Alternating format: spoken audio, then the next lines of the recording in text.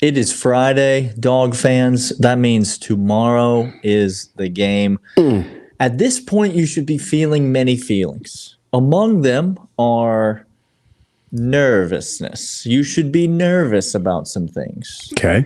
You should also be excited about some things. And you should be curious about what are the things that I'm maybe sleeping on that I should be paying attention to. That's what we're talking about today on the Locked On Bulldogs podcast. You are Locked On Bulldogs, your daily podcast on the Georgia Bulldogs, part of the Locked On Podcast Network, your team every day.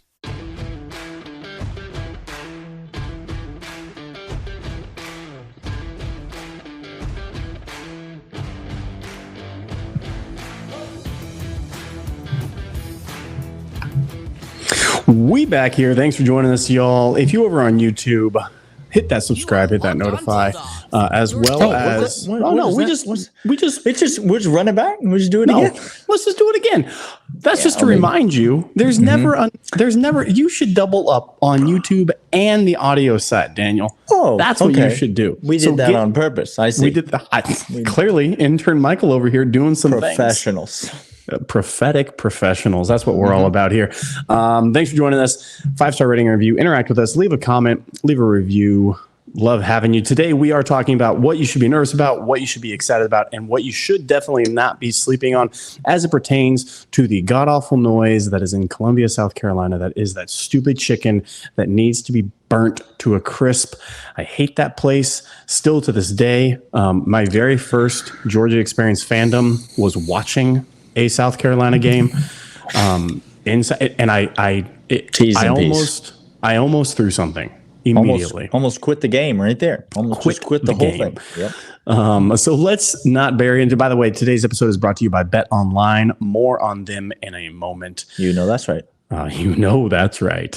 So Daniel, what are you nervous about for this game?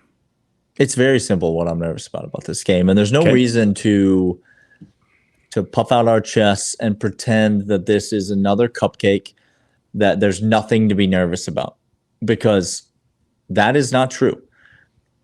South Carolina is a better football team than either of the football teams we have played thus far. I'm sorry, Oregon fans. I know you're still listening to the podcast, and I appreciate your downloads. I really do. I appreciate your downloads. But South Carolina has a better quarterback than either of the football teams that we've played so far. They have better receivers than either of the football teams that we've played so far. And we are on the road, Clint. All of these things combined together to, now listen, I love our young secondary. I love Malachi Starks. I love Kamari Lassiter. I love those two dudes, okay? Christopher Smith and Keely Ringo, not a part of this conversation. Just excuse yourself, head over to the dessert table, get yourself something to eat. You're not needed here. But Malachi Starks and Kamari Lassiter, we need to talk. We need to have a come to Jesus moment. Because the saying goes, deep as the deepest. Okay. He wants to throw it deep. Understand? There's not a go route Spencer Rattler has not liked one day of his life. While we're here, let me just get into some of you inside linebackers, some of you young pups at inside linebacker. Carry the seam. Just one false move, one out of position, one run gap not fit properly, and all of a sudden we are gashed. One safety that gets sucked in, one corner that thinks he's passing off a receiver to a deep safety, but whoa, there was no deep safety back there. You had him all the way. One of those, Clint, and Georgia is looking at the taillights of a touchdown in this game. That's what makes me nervous. First road trip, hostile environment, quarterback who's going to make plenty of mistakes, but he's also can make you pay. And young secondary / young linebackers, you've got to be nervous about this if you're a Georgia fan. You have to be. again, where communication breaks down, noise and disruption and pace, which that's Spencer Rattler at home. Noise, disruption, and pace. Yep. And you can't communicate. You're not on the same page. You're in a hurry. You go man coverage. One guy doesn't think he's in man. He thinks he's in, cover 3 and done. Toast. Yep. You're done. Yeah, it's a little nerve-wracking. I completely agree with you. By the way, really quick, do you know how many players have more snaps this year on the field for Georgia on defense than Malachi starts? How many players have more snaps than he does? Nope. I mean, none. It's no players. None of the players. Okay. Here's what I'm nervous about. I'm nervous that for whatever reason, this coaching staff for Georgia doesn't understand that Xavier Truss is a liability at left guard. I'm here. It took us 3 weeks. I'm here. Some of y'all feel like you had some animosity towards Stetson Bennett last year. You know who you are. We don't need to call you out. It's fine. I'm not calling you out. We all make mistakes. We all make mistakes. In this case, you did. Whatever you felt towards Stetson Bennett last year, my man over here feels that same thing toward the left guard. Xavier Truss is a liability on this line. He's not physical. He's not powerful at the point of attack. He is a big guy who does not have quick feet, who misses assignments constantly. And when I say constantly, I mean constantly. I'm not even talking about switching on a pass rush stunt. I'm talking about in the run game. Do you know who I have no problem rolling with every single time? All 4 other linemen. Literally. All 4 other linemen got no problem with. Xavier Truss is a liability because, as college football fans know, the unit of the offensive line, that's what's important. How you play as a unit. Yep. And I've said this is one of the most talented offensive line units, maybe the most talented offensive line units we've had in quite some time as a whole. But if you can't play together, it's bad. And if we can't establish a run against South Carolina, I don't think pass pro is going to be an issue. Again, I think our tackles are going to take care of whatever's left for South Carolina on defense. But getting up to the next level on linebackers, making a combo block, kicking out the correct safety on any pulling guard, something, Xavier Truss has not done that so far. And I'm worried this coaching staff doesn't understand that maybe our running game problem is in the interior of literally when you miss assignments, it doesn't matter how good the other 4 are. One guy can blow up an entire play. And that's the problem with Truss right now. Here's what I thought you were going to say, and maybe what I would argue you should have said. I'm nervous, not that the coaching staff doesn't realize this. I'm nervous that there's nobody better to replace it. See, I almost went there. I can't go there, Daniel, because in my mind, my animosity towards the current left guard won't allow me to say there's nothing but it. But that might be the case. Enough of this. Let's get off of this negativity. Please. And let's get back on the train to excitement. We're going to talk about what we're excited about for Saturday in South Carolina. First, want to let you know about BetOnline. You know that they are your online sportsbook experts because we tell you this each and every week on the podcast. They're the official sportsbook partner of the Locked On Bulldogs podcast. They are the place that Clint and I trust to place all of those locks that we gave you yesterday, which, by the way, if you haven't listened to yesterday's podcast, we are making you money. We each gave 2 locks on the Georgia-South Carolina game. One lock as it pertains to the total and 1 lock as it pertains to the spread. And so go back to yesterday's episode, listen to that, and then go place that wager at BetOnline, your online sportsbook experts. They have everything that you need. It's easy, it's fast, it's reliable. It is the place that Clint and I trust, the official sportsbook partner of the Locked On Bulldogs podcast and your online sportsbook experts, betonline.net. All right, excited, Daniel. Let's get to the good stuff. What are we excited about, Clint? Talk to me about what you are most excited about with your team traveling to this hellscape that is Columbia, South Carolina. My gosh, you said that correctly. Just scorched earth everywhere. Trains, just people out there tailgating in trains outside of like hobos, like actual hobos. Okay. I can't with this place, Daniel. Darius Rucker is their most celebrated fan. I can't. I just can't. Here's what I'm excited about. And Daniel, I know it's kind of a 2-headed monster attack with your nervous. Okay. Oh, you're gonna parlay right off of what I said. I'm gonna parlay because I am nervous. Okay. There's blown assignments are again my PTSD as a Georgia fan. Safety blown assignments. Can't talk about. Still not healthy. We have a national championship ring. Still not within my soul to talk about it. I'm excited for this young, inexperienced, losing 15 guys on one side of a ball, have no one left, cabinets depleted, lost to DC, to come out and to absolutely ball against South Carolina and shut their passing game down. Ooh. Daniel, I am nervous about it. It's a real boom or bust, okay? It's a real boom or bust. But I think the potential, what I'm excited about, is for all these young guys to step up. Our linebackers, sacks. I'm excited for our sack total to skyrocket in this game because you want a good solution to a sack total being low. Play Spencer Rattler. That's a good one. That's a great solution. Bo Nix can run. We've never said anything about that. Spencer might be able to run a little bit, but he wants to hold on to that ball because he wants to huck it. He do. I'm excited for this young and experienced defense to, again, shut up everybody else in the nation and say, I know we lost people, but we still here, and we're damn good. I'm going to talk to you about what I'm excited about, Clint. I'm going to go to the other side of the ball. And if there were one word, I think, that you would use to describe this Georgia offense, and you had half a brain, that word would probably be something centered around the idea of depth.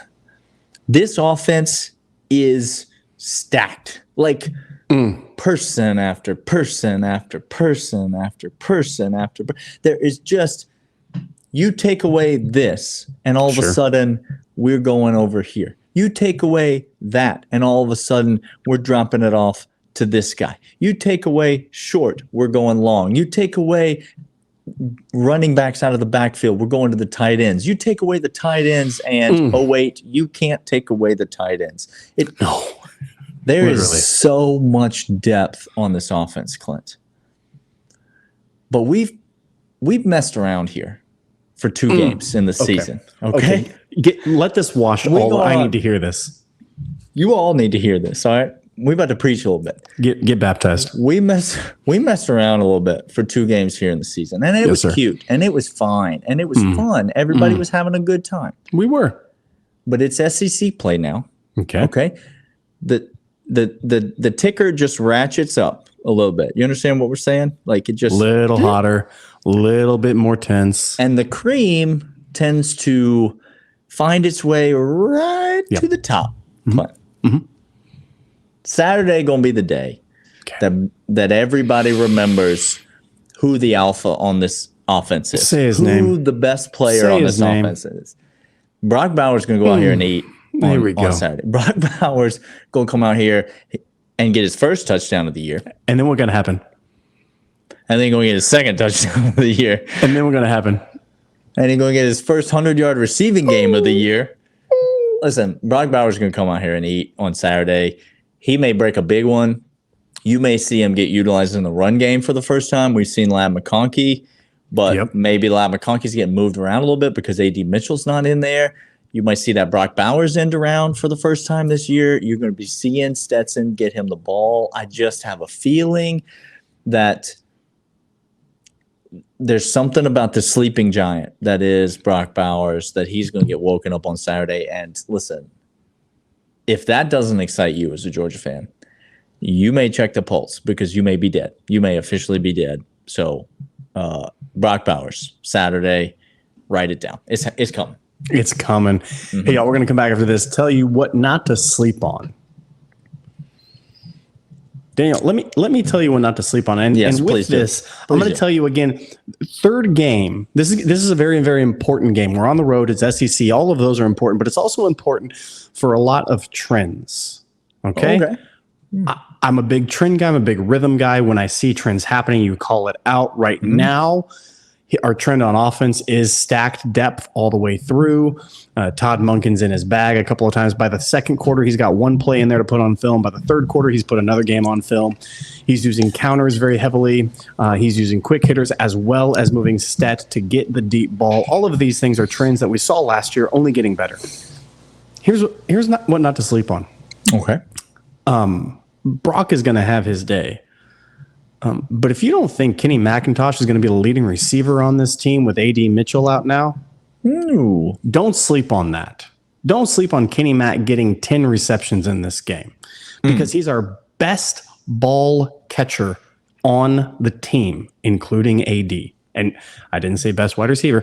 Kenny McIntosh has magical hands, y'all. Coming out of that backfield, the dude is just making himself a case. He has found his little niche in this offense, and it's a beautiful one. My gosh, it's a beautiful one. So don't sleep on him leading this team in receptions. Maybe not yards, but receptions.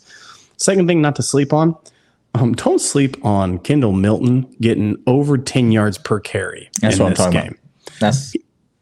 We know that if trends continue and if health continues and if Todd continues and this game goes as we think, Kendal Milton's going to get maybe 8 carries for over 90 yards, close to 100 yards, Daniel. And I think those two trends, that's exactly what we want. If Kenny Mack has 10 receptions and Kendal Milton has 10 carries for over 100 yards, y'all just celebrate. Just sit Jubilee back is and here. Enjoy. Yes. That's exactly right. Don't sleep on Georgia running a punt back for a touchdown. No, just joking. Don't sleep on. First of all, I'm at 450. 450 total yards by the offense. That's what we're going with. 450 total yards. I see no problem with this. Don't sleep on Kendal Milton, 100-yard rusher. That was one of mine. We seem to be in sync with that. Yes, sir. Don't sleep on the offense having a few struggles getting the ball in the end zone at times, but the defense not struggling at all getting the ball in the end zone, because I think you're going to have multiple forced turnovers in this game. I think you're going to have multiple interceptions. What does Spencer like to do? Daniel, does he like to conservatively check down going down the field? Sometimes he likes to try to create a play. There it is. He likes to create a play. Whereas Anthony Richardson mostly just drops back in the pocket and throws it straight to the other team. Correct. With a lot of velocity, mind you. That velo, exit velocity coming out of that hand, unlike I've ever seen before. Spencer Rattler doesn't do that. He doesn't like to telegraph it so much. He likes to scramble around, let things get a little weird. Throw back across his body. Yep. And all of a sudden, might we see Dumas Johnson run his second pick back for a touchdown in this game? That's what I'm going to put my stamp on.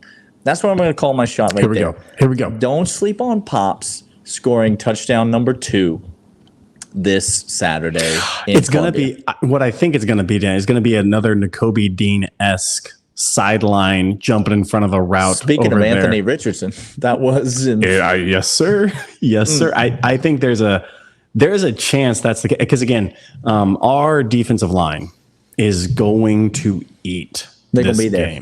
They're going to be there.